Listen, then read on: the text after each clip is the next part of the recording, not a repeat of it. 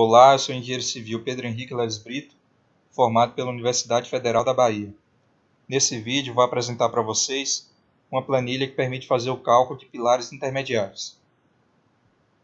Pilares intermediários são como esses daqui indicados nessa ilustração. Eles possuem vigas contínuas apoiadas sobre eles, que transmitem para o pilar apenas uma carga axial de compressão, ou seja, essas vigas não transmitem para o pilar momentos fletores de primeira ordem.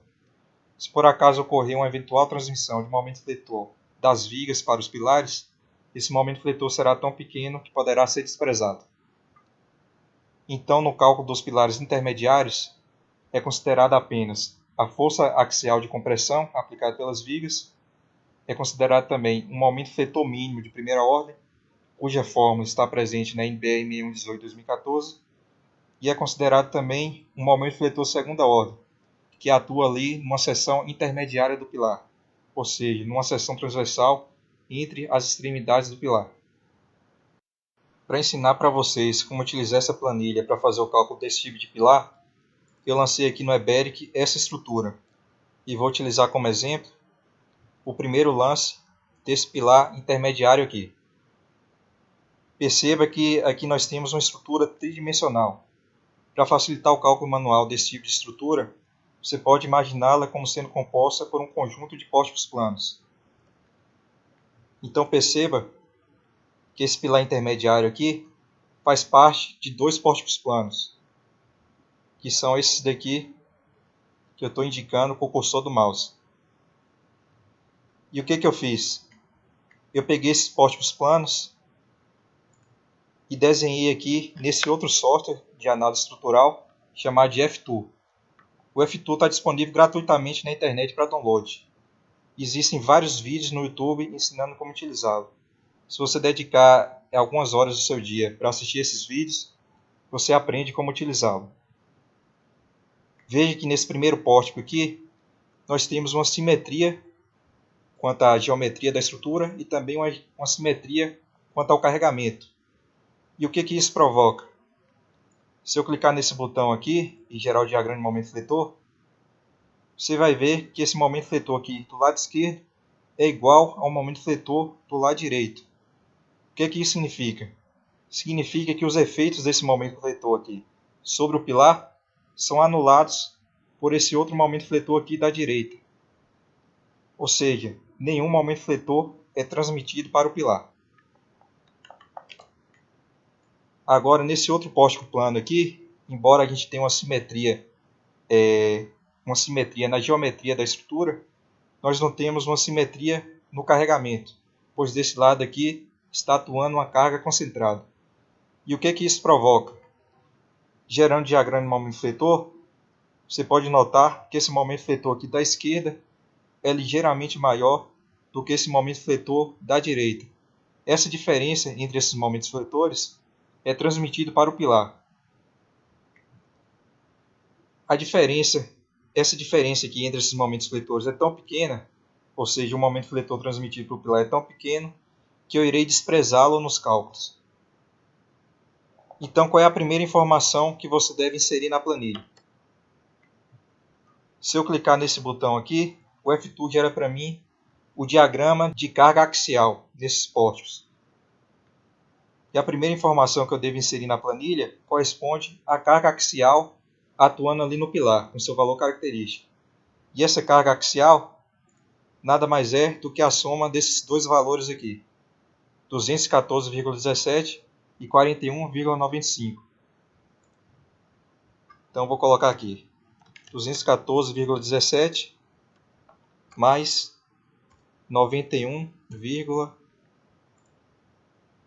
41,95.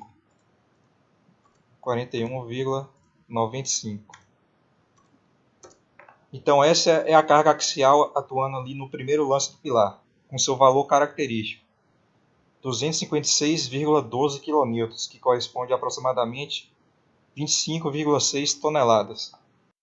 Em seguida, você deve fornecer as propriedades geométricas do pilar, ou seja, a dimensão da seção transversal do pilar paralela à direção Y e a dimensão da seção transversal do pilar paralela à direção X. No nosso exemplo, o pilar possui essa configuração aqui. Portanto, o B, que é a dimensão do pilar paralela ao eixo Y, esse eixo vertical aqui, corresponde ao maior lado da seção transversal do pilar. E o maior lado da seção transversal do pilar é 30 centímetros. O H, que é a dimensão da seção transversal do pilar, paralela ao eixo X, que é esse eixo horizontal aqui, corresponde à menor dimensão da seção transversal do pilar, que no caso é 20 centímetros. Se tivéssemos um pilar com essa configuração aqui, o H seria o maior lado do pilar e o B seria o menor lado. Mas como estamos utilizando um exemplo aqui, onde o pilar possui essa configuração, o B corresponde ao maior lado e o H ao menor lado. O C é o comprimento da armadura, que eu estou adotando como sendo 2 centímetros. E LE é o comprimento equivalente do lance de pilar. E o que seria esse comprimento equivalente? Abrindo aqui a apostila do professor Paulo Bastos, da Unesp, você pode ver que o comprimento equivalente é o menor desses valores aqui, sendo que esses valores estão indicados aqui nessa ilustração. Aqui no nosso exemplo, esse comprimento equivalente é 4 metros, ou seja, 400 centímetros. Em seguida, você deve fornecer aqui as propriedades dos materiais, ou seja, o FCK do concreto, que eu vou adotar como sendo 25 MPa, a tensão de escoamento do aço, que no caso o aço é A50, é 500 MPa, e a tensão de escoamento do aço que compõe os estribos, que eu também vou adotar como sendo 500 MPa. Aqui embaixo você deve fornecer os coeficientes de ponderação, γF e γS. γF é o coeficiente utilizado para majorar esse esforço aqui e também para minorar a resistência do concreto. Eu vou adotar o valor de 1,4. E γS é o coeficiente utilizado para minorar a resistência do aço. Eu vou adotar o valor 1,15. Os valores desses coeficientes você pode obter nos itens 11.7 e 12.4.1 da NBR 6118/2014. Nessas células aqui, você deve fornecer as bitolas das armaduras que compõem o pilar, ou seja, a bitola da armadura longitudinal, que eu vou adotar como sendo de 10 mm, e a bitola dos estribos, que eu vou adotar como sendo de 5 mm. Para preencher essas últimas células aqui da entrada de dados, eu vou precisar de algumas informações que foram calculadas pela planilha e que são apresentadas aqui na saída de dados. Então, antes de preencher essas células aqui, eu vou explicar para vocês o que significa cada resultado apresentado aqui na saída de dados. Esse primeiro resultado corresponde a um coeficiente de majoração. De acordo com o NBR 6118/2014, a menor dimensão da seção transversal do pilar não deve ser inferior a 19 centímetros. Só que a NBR 6118 permite você utilizar pilares com até 14 centímetros de largura, desde que você multiplique, ou seja, desde que você majore essa carga aqui por um coeficiente de majoração adicional, que no caso é o γN. Esse ND aqui é a carga axial atuando no pilar, o seu valor de cálculo. Ou seja, essa carga axial com valor de cálculo nada mais é do que essa carga axial aqui com valor característico multiplicado pelo coeficiente γF e γN. Aqui embaixo, a planilha faz o cálculo de diversos parâmetros, tanto para a direção X quanto para a direção Y. Esse primeiro parâmetro corresponde ao índice de esbeltez do pilar. Esse outro corresponde ao momento fletor mínimo de primeira ordem, que é calculado por meio de uma fórmula disponível na NBR 6118/2014 e que é apresentada também no memorial de cálculo dessa planilha. Esse terceiro parâmetro corresponde à excentricidade associada ao momento fletor mínimo de primeira ordem. E ela é obtida pegando esse momento fletor mínimo aqui de primeira ordem e dividindo por ND. Esse outro parâmetro aqui corresponde ao valor limite para o índice de esbeltez do pilar. E para que serve esse valor limite para o índice de esbeltez do pilar? Segundo a NBR 6118/2014, se o índice de esbeltez do pilar for inferior ao índice de esbeltez limite, você pode desprezar um momento fletor de segunda ordem. Só que nessa planilha, para que o dimensionamento do pilar fique a favor da segurança, o momento fletor de segunda ordem será considerado mesmo quando o índice de esbeltez do pilar for inferior ao índice de esbeltez limite. Essa letra grega aqui, que se parece com V, corresponde à força normal adimensional e é um dos parâmetros de entrada do ápice de Venturini. 1 sobre R corresponde à curvatura aproximada, que é obtida pelo método do pilar padrão com curvatura aproximada. Esse 1 sobre R é utilizado para calcular essa excentricidade aqui de segunda ordem, que por sua vez é utilizado para calcular o momento fletor de segunda ordem. O cálculo do momento fletor de segunda ordem é feito pegando essa excentricidade aqui e multiplicando por ND. Esse valor que se encontra aqui nessa célula corresponde ao momento fletor total, e ele é obtido somando o momento fletor mínimo de primeira ordem com o momento fletor de segunda ordem.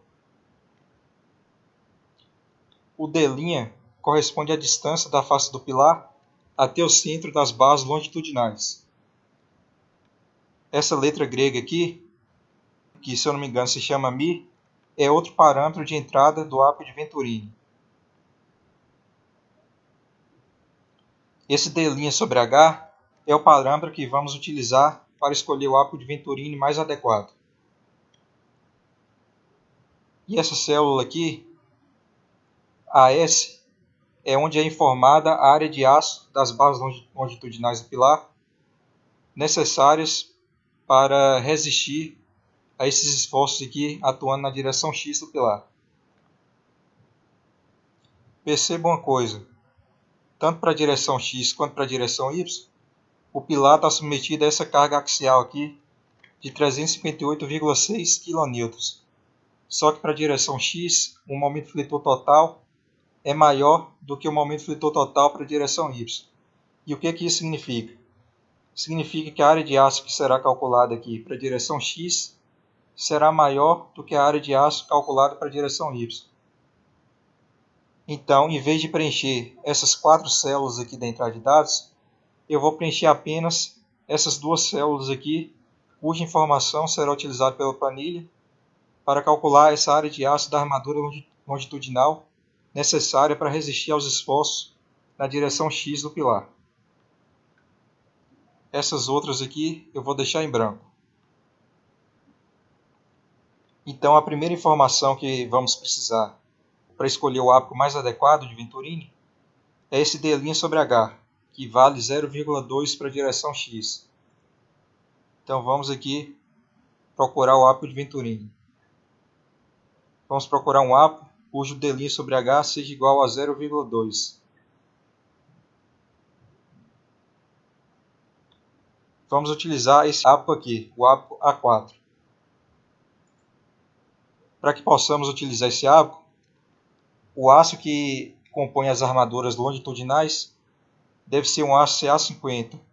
Além disso, o coeficiente de ponderação para o aço deve ser de 1,15 e D' sobre H deve ser igual a 0,2. Estamos obedecendo essas 3 condições, então podemos utilizar esse ápice A4. Veja que nesse ápice as barras de aço ficam posicionadas nessas faixas aqui, perpendiculares à excentricidade. No nosso caso aqui, a excentricidade se encontra na direção X, portanto as barras de aço devem ser posicionadas nas faixas aqui, perpendiculares à direção X.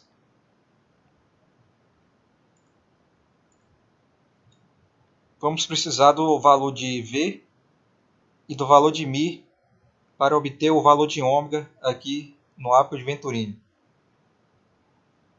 Perceba uma coisa, a parte de cima aqui do ápice é utilizado para pilares submetidos à compressão e a parte de baixo para pilares tracionados. como nosso pilar está comprimido, vamos utilizar essa parte de cima aqui do ábaco. O valor de V, que é a força normal dimensional, é igual a 0,33 e o μ é 0,10.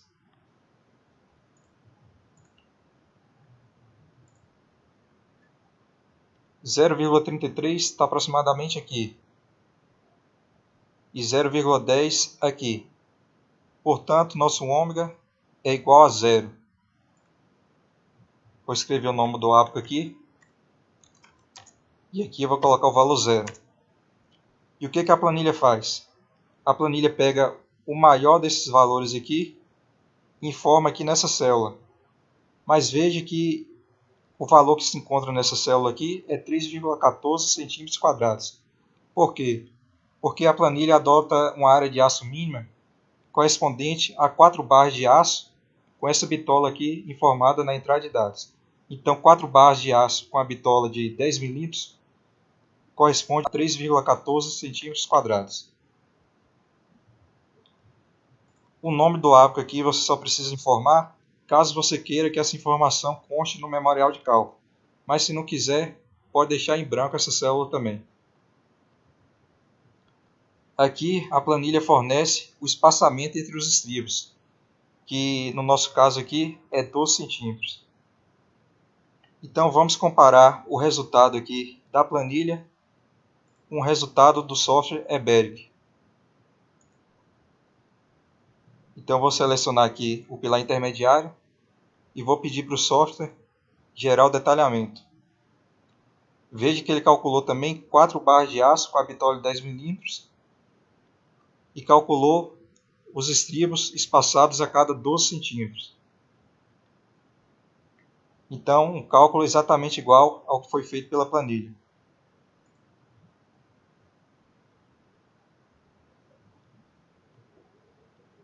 Vamos olhar agora as verificações feitas pela planilha.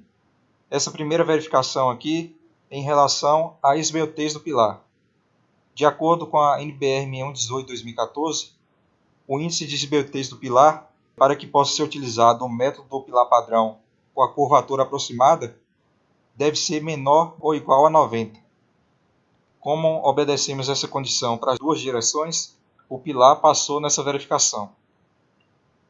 Ainda de acordo com a NBR 6118-2014, para um pilar com essas propriedades informadas aqui na entrada de dados, a área de aço máxima da armadura longitudinal é de 48 centímetros quadrados. Como estamos adotando aqui uma área de 3,14, não ultrapassamos a área de aço máxima estipulada pela NBR 6118. Portanto, passou nessa verificação também. De acordo com a NBR 6118-2014, a área de aço mínima para um pilar com essas propriedades informadas na entrada de dados deve ser de 2,40 centímetros quadrados. Mas estamos adotando aqui uma área de aço mínima de 3,14 centímetros quadrados, portanto, superior à área de aço mínima da NBR 6118 de 2014. Então, o pilar também passa nessa verificação. De acordo com a NBR 6118 de 2014, a área da seção transversal do pilar não deve ser inferior a 360 centímetros quadrados. Como estamos adotando aqui um pilar com a seção transversal com dimensões de 20 por 30, essa área de aço da seção transversal corresponde a 600 centímetros quadrados, portanto, superior à área mínima estipulada pela NBR 6118, de 2014. Ainda de acordo com essa norma, os estribos devem ter uma bitola de pelo menos 5 milímetros. Como estamos adotando aqui estribos com bitola de 5 milímetros, o pilar também passa nessa verificação. Ainda de acordo com a NBR 6118-2014, existem valores mínimos e máximos para a bitola das barras longitudinais do pilar. A bitola mínima é de 10 milímetros e a bitola máxima você obtém pegando a menor dimensão da seção transversal do pilar, que no caso aqui é 200 milímetros, e dividindo por 8. Então 200 dividido por 8 corresponde a 25 milímetros. Essa é a bitola máxima que você pode utilizar nesse pilar. Como estamos utilizando uma bitola de 10 milímetros, estamos obedecendo às prescrições da NBR 6118/2014.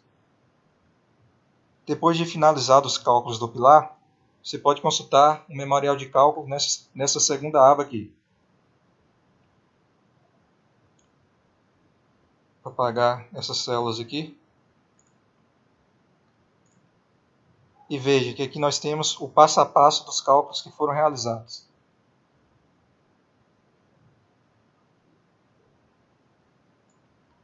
Se você quiser gerar o memorial de cálculo em formato PDF, basta voltar aqui na primeira aba e clicar em imprimir memorial.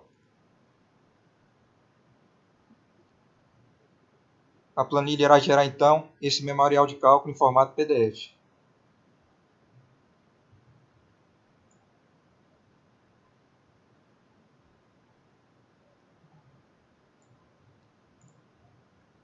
Se por acaso você quiser fazer alguma alteração nesse memorial, por exemplo, adicionar o logo da sua empresa aqui ou seus dados profissionais, basta você inserir algumas linhas aqui e fazer as alterações que você desejar. Você pode adicionar aqui, por exemplo, seus dados profissionais ou o logo da sua empresa. Vamos gerar novamente o memorial e ver se ele aparece com essas alterações que fizemos.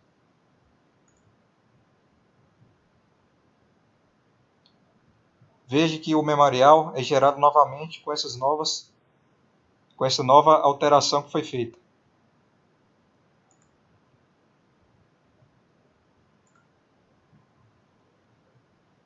Aqui embaixo, vocês podem ver as referências bibliográficas que foram utilizadas para confeccionar a planilha. Aqui algumas observações. E aqui o meu e-mail para contato. Espero que vocês tenham gostado da planilha.